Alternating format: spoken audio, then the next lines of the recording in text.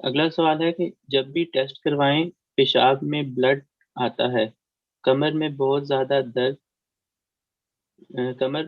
कमर में बहुत ज्यादा रेड स्पॉट्स हैं और खारिश भी रहती है।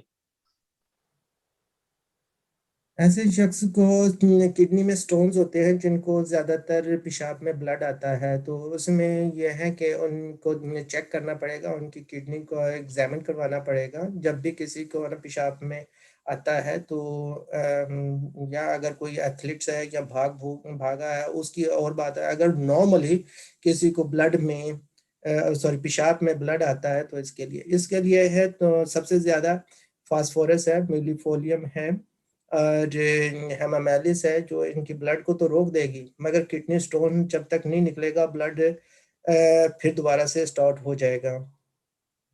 इसमें यह है कि वो रोजाना ओलिव ऑयल का एक बड़ा चम्मच दिन में 3 दफा पिए कि जिससे उनकी खुश्की कम हो आंतों में, और ये स्टोन बिल्डअप होना बंद करे और ये डिजॉल्व हो जाए। जी ठीक है।